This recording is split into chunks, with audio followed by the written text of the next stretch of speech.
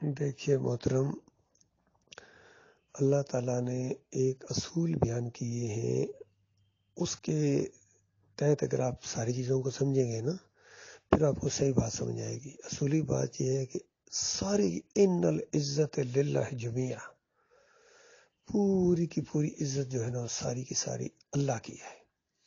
پھر اللہ تعالیٰ فرماتا ہے کہ عزت اللہ کی ہے، اللہ کے رسول کی ہے اور مومنوں کی ہے۔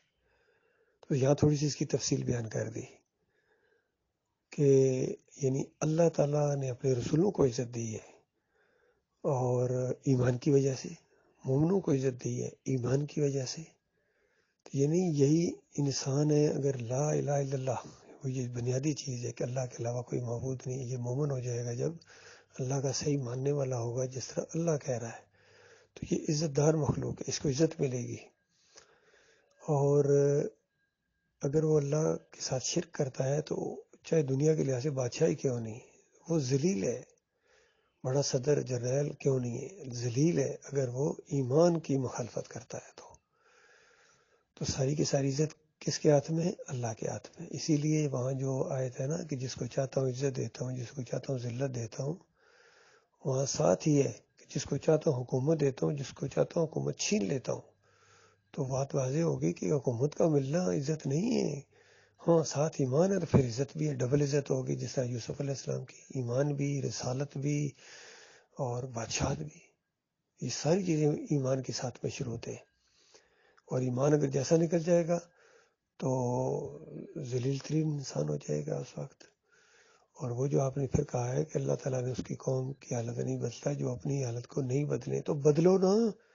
کب سے آپ کے ساتھ بحث کر رہے ہیں کفر و شرک کو چھوڑ کے ایمان خالص کی طرف آؤ، پھر آپ ادھر دوڑے جا رہے ہیں جمہوریت کی طرف اور ذلت کی طرف۔ اس میں ذلت ہے، جمہوریت میں ذلت ہے، اور 72 سال ہو گئے اس ذلت کو آپ نہیں محسوس کر رہے ہیں۔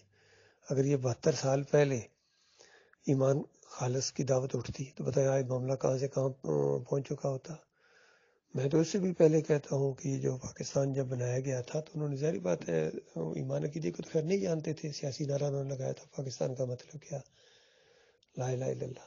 اگر اس وقت پاکستان بننے سے پہلے یہ اور بات کہ مودودی صاحب کے نظریات تھے کچھ ایسے پاکستان بننے سے پہلے کہ توحید کی دعوت دی جائے، یہ ہے انقلاب صحیح معنوں میں، بجائے اس کی کہ تم علیحدہ ملک لو، تم دین کی دعوت دو، تم غالب آ جاؤ گے۔ یہ پہلے اس طرح ان کی سوچ تھی، اور اسی پر یہ کچھ لوگ ان کے ساتھ اکٹھے ہو گئے تھے۔ امین حسن اصلاحی ہو گیا، ڈاکٹر مسعود الدین عثمانی ہو گئے، ڈاکٹر اسرار ہو گئے، اور کتنے تھے جن کو میں خیر نہیں جانتا ہوں، لیکن موٹی موٹی باتیں ہیں۔ تو جب مودودی صاحب نے اپنی پٹڑی بدلی، ذلت انہوں نے خود اپنی چاہی، تو کفر و شرک کے اندر چلے گئے، جمہوریت کی ذلت کے اندر چلے گئے، تو پھر آج تک وہ پوری جماعت اس ذلت سے نکل ہی نہیں رہی ہے۔ تو بھٹی صاحب کوشش کریں، خود نکلیں، یقین کریں اللہ تعالیٰ آپ کو خود نہیں نکالے گا، کبھی آپ کی حالت نہیں بدلی کرے گا جب تک آپ خود باہر نہیں نکلیں گے۔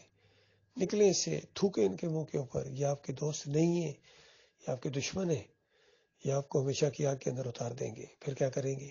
آپ تعداد کے چکروں میں پڑے ہوئے ہیں، اتنی تعداد، اتنی بڑی جماعت، اتنی منظم جماعت، بھائی ایمان اور عقیدے کو تو دیکھو، ان سے زیادہ منظم جماعت ہے وہ جو تبلیغی جماعت ہے، کتنا کفر و شرک ہے ان کے اندر، ان سے بھی بڑے منظم ہے یہ قادیانی، کتنا کفر و شرک ہے ان کے اندر، یہودی منظم ہے، سب منظم ہے اپنی طرف سے، ایک سے ایک بڑھ کر ہے، لیکن ایمان نہیں ہے۔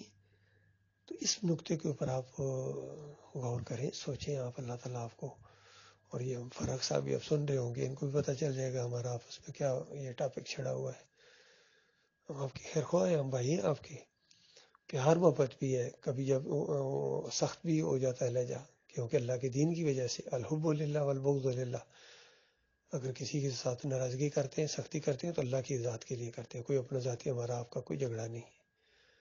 اور پھر اگر آپ ایمان عقیدے کی طرف آئیں، اس کو اہمیت دیں، تو آپ کے راستے میں ہم آنکھیں بچھائیں گے، پلکیں بچھائیں گے، کیوں نہیں کریں گے؟